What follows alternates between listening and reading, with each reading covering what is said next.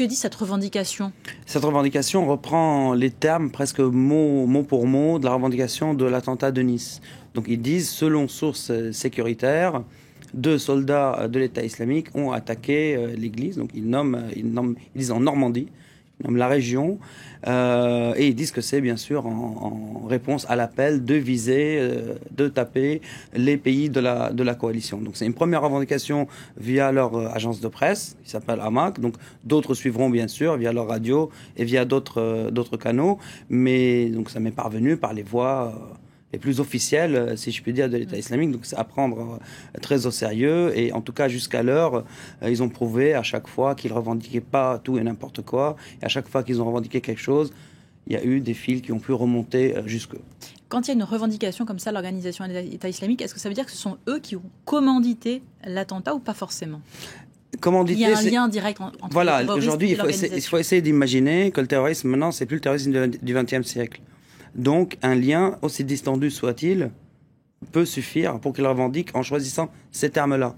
Ils ont choisi de dire soldats de l'État islamique, pas sympathisants de l'État islamique, comme ils ont dit à San Bernardino, par exemple, aux États-Unis, ou même avant en Australie. Donc les mots ont leur sens.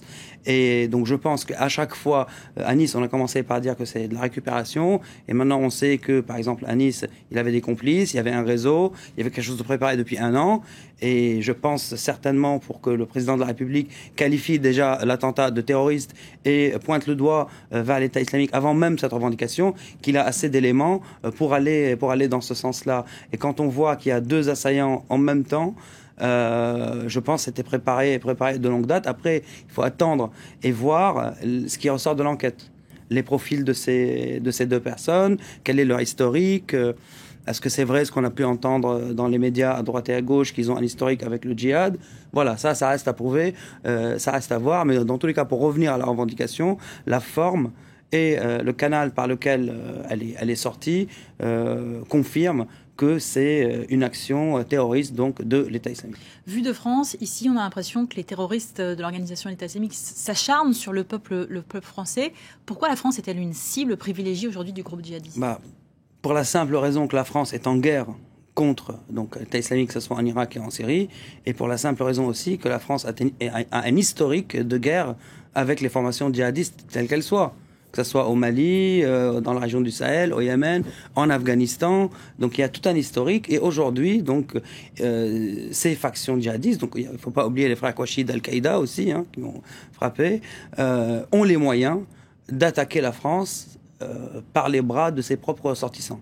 Donc c'est ça aussi qui a changé. Et c'est ça aussi qu'il y a à prendre en considération. Ils ont l'opportunité de le faire et de surcroît avec des citoyens français ou du moins des résidents, par exemple, européens, qu'on a pu voir en Allemagne. Et ça a changé toute la grille de lecture, en tout cas, du terrorisme et de la menace terroriste.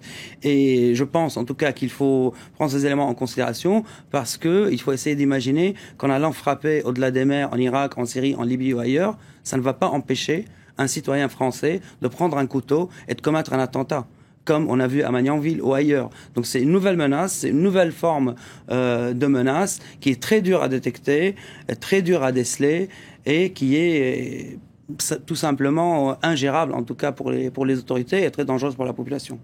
Merci beaucoup Wassim pour ces précisions.